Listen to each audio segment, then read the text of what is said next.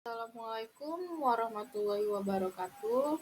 Di sini saya akan menjelaskan tugas besar 2 aspek hukum dalam pembangunan. Pertama-tama, perkenalkan terlebih dahulu, saya Angelina Josafa Sakina dengan NIM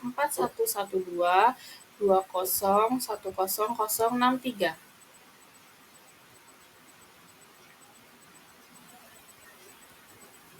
Di sini ada tujuan dari pembuatan video, yaitu tujuan dari saya membuat video ini adalah untuk memenuhi tugas besar 2 aspek hukum dalam pembangunan dan supaya diharapkan mahasiswa mampu memahami materi mengenai manajemen klaim, arbitrase, dan etika profesi serta profesionalisme yang sudah dijelaskan oleh dosen mata kuliah tersebut.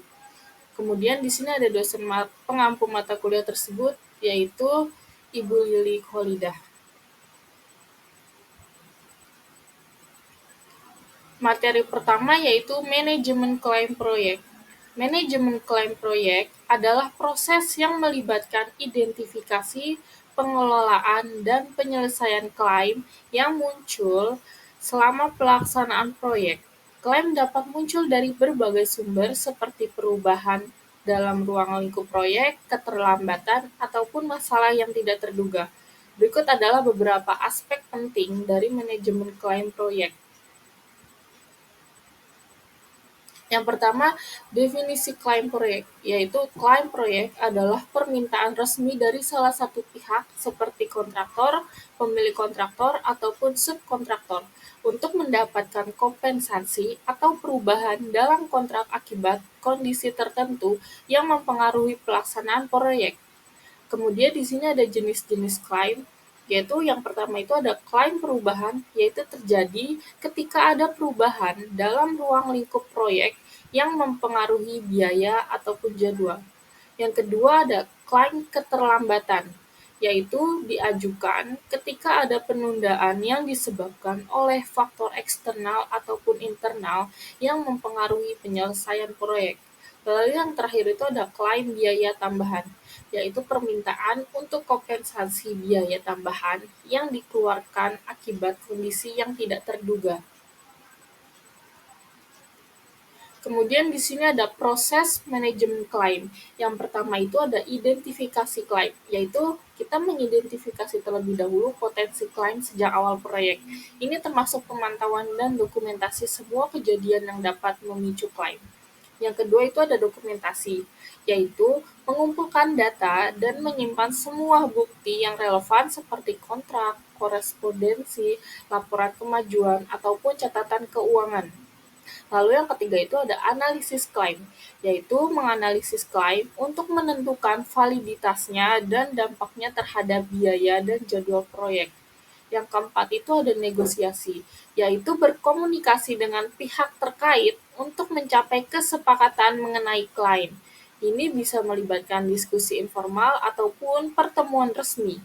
Lalu yang terakhir itu ada penyelesaian, yaitu jika negosiasi tidak berhasil, maka klaim dapat dibawa ke proses arbitrase ataupun litigasi. Kemudian di sini ada strategi untuk mengelola klaim. Yang pertama itu dengan perencanaan yang baik, yaitu memastikan bahwa semua aspek proyek direncanakan dengan baik untuk meminimalisir potensi klaim. Lalu yang kedua itu ada komunikasi yang efektif, yaitu dengan kita menjaga komunikasi yang terbuka dan transparan antara semua pihak yang terlibat dalam proyek. Lalu yang ketiga itu ada dokumentasi yang rapi, yaitu dengan menyimpan catatan yang akurat dan terperinci untuk mendukung klaim yang akan diajukan.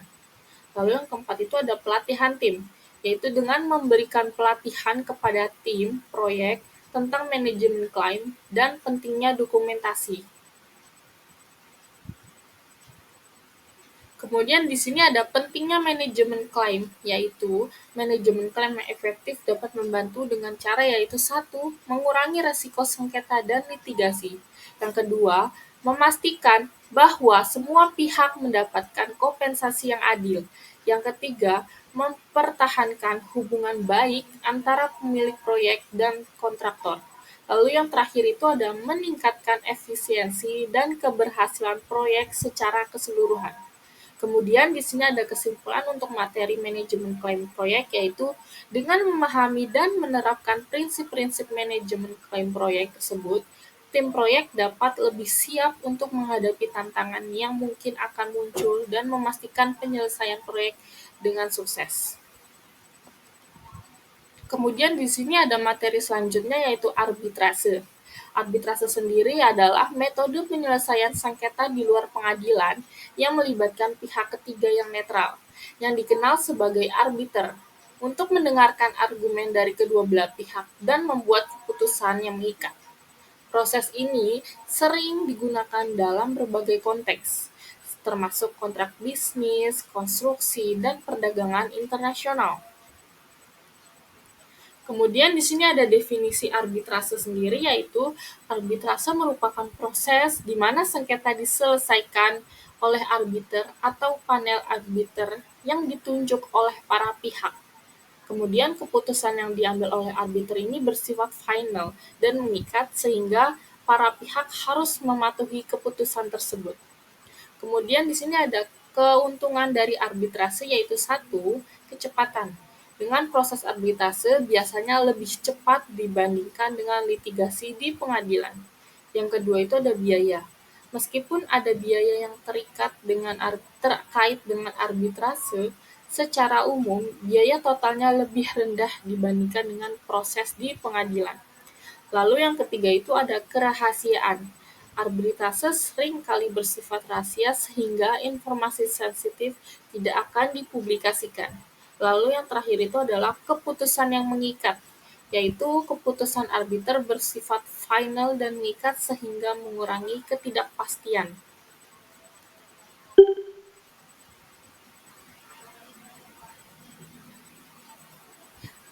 Kemudian di sini ada proses arbitrase, yaitu satu, ada kesepakatan untuk arbitrase, yaitu para pihak harus setuju untuk menyelesaikan sengketa melalui arbitrase, biasanya melalui klausul arbitrase dalam kontrak. Yang kedua itu ada pengajuan permohonan, yaitu pihak yang merasa dirugikan mengajukan permohonan arbitrase kepada lembaga arbitrase yang disepakati. Lalu yang ketiga itu ada penyampaian bukti dan argumen, yaitu kedua belah pihak menyampaikan bukti dan argumen mereka kepada arbiter. Ini bisa terjadi, ini bisa meliputi dokumen, saksi, dan pernyataan ahli. Lalu yang keempat itu ada sidang arbitrase, yaitu sidang dilaksanakan di mana kedua belah pihak dapat mempresentasikan kasus mereka. Proses ini mirip dengan di pengadilan, namun biasanya lebih informal. Lanjut yang kelima, yaitu ada keputusan arbiter. Setelah mendengarkan semua argumen dan bukti, arbiter membuat keputusan yang mengikat. Keputusan ini biasanya disampaikan dalam bentuk tertulis. Kemudian di sini ada klausul arbitrase dalam kontrak.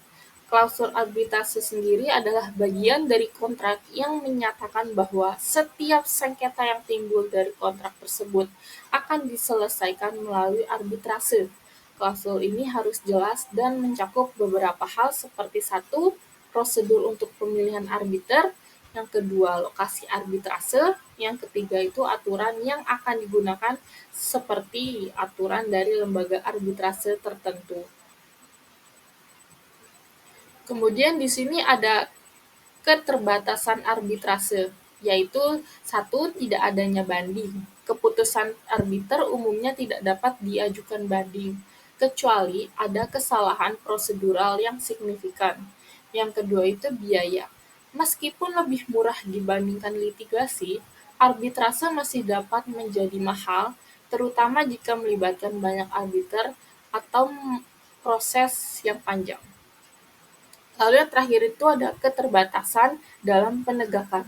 Meskipun keputusan arbitrase bersifat mengikat, penegakan keputusan tersebut di beberapa yurisdiksi dapat menjadi tantangan. Kemudian di sini ada kesimpulan dari materi arbitrase sendiri, yaitu arbitrase merupakan alternatif yang efektif untuk menyelesaikan sengketa, terutama dalam konteks bisnis dan konstruksi. Dengan memahami proses dan manfaat dari arbitrase ini, Diharapkan para pihak dapat membuat keputusan yang lebih baik tentang bagaimana menangani potensi sengketa yang mungkin muncul selama pelaksanaan proyek. Kemudian di sini ada materi etika dan kompetensi engineer serta profesionalisme. Etika, kompetensi, dan profesionalisme merupakan 3 aspek fundamental yang membentuk identitas dan kinerja seorang insinyur. Berikut adalah penjelasan lebih mendalam mengenai masing-masing dari aspek tersebut.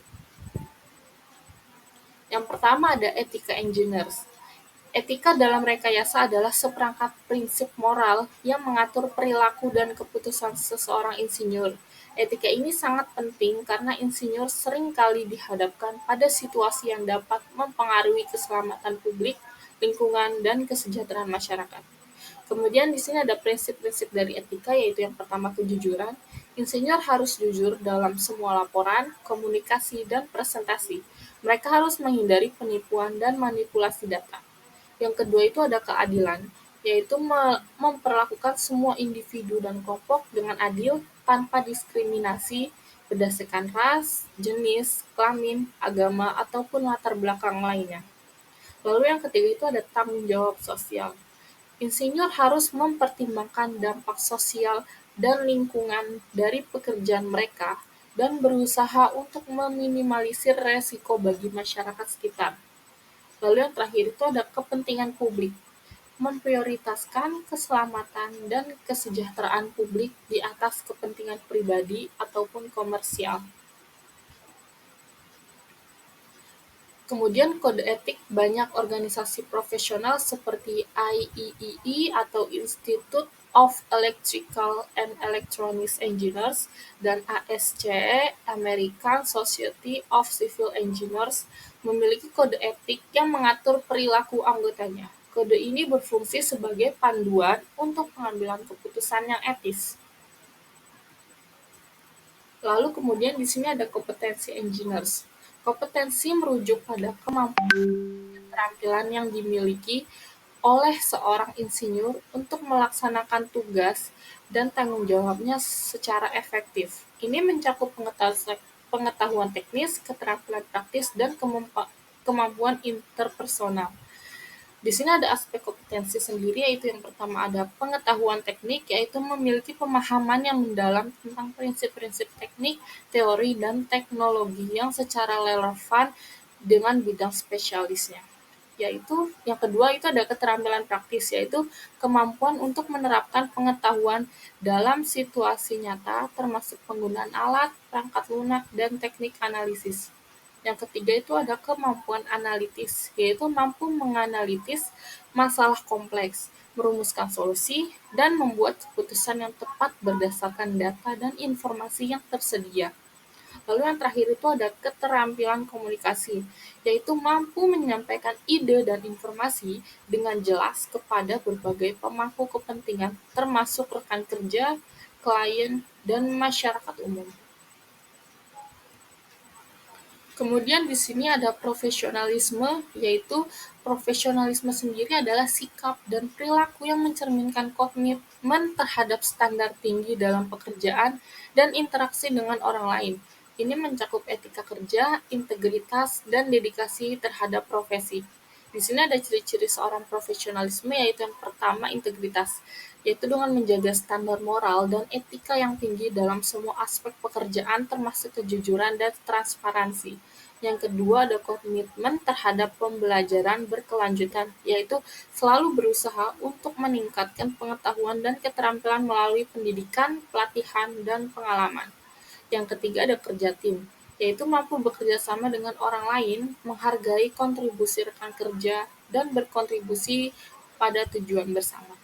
Lalu yang terakhir itu ada responstabilitas, yaitu mengambil tanggung jawab atas tindakan dan keputusan yang diambil dalam konteks profesional serta siap untuk menghadapi konsekuensi dari keputusan tersebut.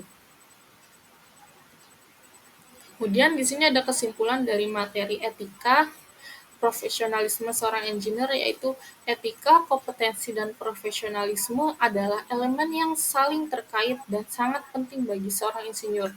yaitu dengan mematuhi prinsip-prinsip etika, mengembangkan kompetensi yang diperlukan, dan menunjukkan profesionalisme dalam setiap aspek pekerjaan akan membantu seorang insinyur untuk berkontribusi secara positif kepada masyarakat dan industri.